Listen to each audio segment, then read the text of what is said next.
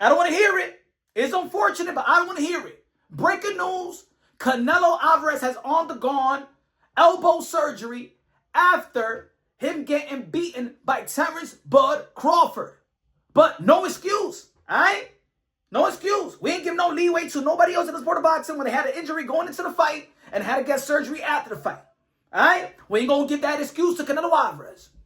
Terence Bud Crawford beat him fair and square, 100%, become the 5-division world champion, 3-division undisputed world champion. Terence Bud Crawford beat him fair and square. I don't want to hear no excuses. And Canelo Álvarez going into the fight injury, that's on him, right? Did Manny Pacquiao, the 8th-division world champion, 5-time lineal, 12-time world champion, the ambassador, the senator, the humanitarian, the greatest karaoke singer of them all, the GOAT to Manny Pacquiao, did he get an excuse when he went into the fight with Floyd Mayweather with a shoulder injury and they had shoulder surgery after? No. Did Lomachenko, that had a shoulder injury going into the fight with Teofimo Lopez and then had shoulder surgery, did he get a pass? No. Did Teofimo Lopez going into the fight with George Kambosos was sick? Doctors gave the doctor's report. Did he get a pass? No. Did fighters like, and then aftermath, when we hear fighters like Keith and Tom Thurman having hand surgery after the Manny Pacquiao fight, did he get a pass for it? No. These guys don't get a pass.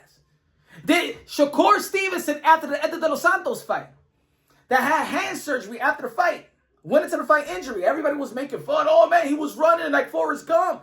Did he get a pass? No, he didn't get a pass. He didn't get a pass. Did Earl Spence eye surgery, that he needed eye surgery a long time ago, did he get a pass?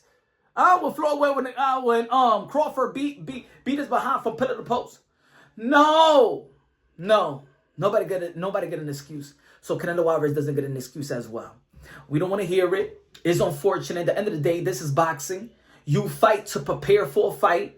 If you heard in the sport of boxing that no fighter go into the square circle 100%. Oh, what about this? What about that? Gervonta Tank Davis with a hand injury going into the fight with Pitbull Cruz. Ain't nobody was giving him a pass. So no, Canelo Álvarez does not get a pass. All right? I understand.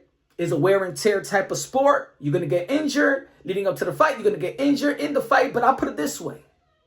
Maybe, just maybe, in those exchanges, when Terence Bud Crawford, because Terence Bud Crawford, I'm going to say it like this. A lot of people say that it was a masterclass. In my opinion, it was a close fight. It was a close fight, but this is where Terence Bud Crawford won. Terence Bud Crawford beat Canelo Álvarez in his own game, because one of the things that won the hearts of boxing fans, that humbled the boxing fans, is that many, even Terence Bud Crawford fans, did not think that he was going to go toe-to-toe and take Canelo Álvarez's best punches. And we didn't know that after the fight, we'll be talking about that Terence Bud Crawford has a better chin than Canelo Álvarez, who arguably going into the fight had one of the greatest chins in the history of the sport of boxing, probably the greatest chin in the history of the sport of boxing heading into the Terence Bud Crawford fight. Terence Bud Crawford won the exchanges. Terence Bud Crawford stayed in the middle of the ring and also boxed, and he beat him, and he won 3 of the 4 criterias in how to judge a fight. I don't want to hear it. Even Canelo Álvarez humbled himself after the fight. He even actually how you say it? He introduced his own wife after the fight to Terence Bud Crawford and his daughter. Hey yo, let me tell you like this: I ain't never gonna introduce my kids to the man that whooped my ass. Not after the fight. Man, you just introduced them to the new superhero.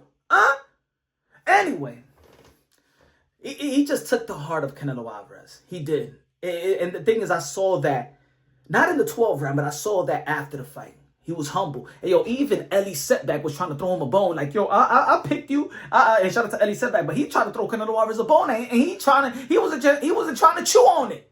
Nah. Terence Bud Crawford beat me. Ain't nothing I could do. So I'm just saying.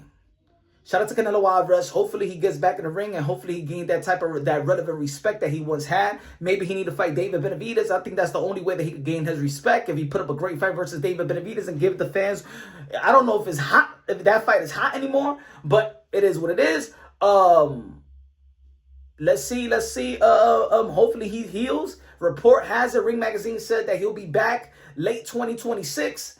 Has a long career. Been pro as a 15-year-old teenager. So, he has a lot of wear and tear, right? But I just don't want to hear people with the excuse. Got to give Terence Crawford the benefit of the doubt. Terence Crawford beat him fair and square. For those that cheer for Terence Crawford leading up to the fight, you got every right to have the bragging rights, have every right to have your I told you so parade, and us that pick Canelo Álvarez going into the fight, we got to eat that crow. We got to choke on crow bones and stuff like that. But at the end of the day, I witnessed greatness, and I'm glad that I lived to see Terence Crawford accomplish a 3-division undisputed world champion. I don't believe no man. It's going to be very, very hard for anybody to reach that. Just like I don't think anybody's ever going to be an 8th-division world champion like Manny Pacquiao. And also we went live yesterday. We talked about it's unfortunate that a police officer, which I feel like it was a racist police officer, pulled the gun on Terence Crawford after celebrating Omaha, Nebraska. Come on, he's the face of Omaha, Nebraska. He's Omaha, Nebraska favorite son. How the hell is a cop gonna, you know what it is? They was trying to tell Bud Crawford, you're not above the law. Listen here, ninja. I'm letting you know right now, I don't give a damn who you are. I don't give a damn how many keys that the mayor gave you, the black mayor gave you. I don't give a damn. I'm letting you know right now. You better get out of Dodge. Get out of Dodge. Get out of Dodge. We're the undisputed around here. I'm the undisputed. I'm the law. Yeah, they were trying to send Terence Crawford a message. We're going to be talking about that. But shout out to Terence Crawford, his team, his coaches, his parents, his dad. I don't know if I heard him talk about his dad in the speech, but I know that his dad was in his life, but had to be in the Navy and fight for our country and stuff like that. Hopefully they do have a great relationship, because you already know in punch run boxing is all about fatherhood. It's prominent in the sport of boxing.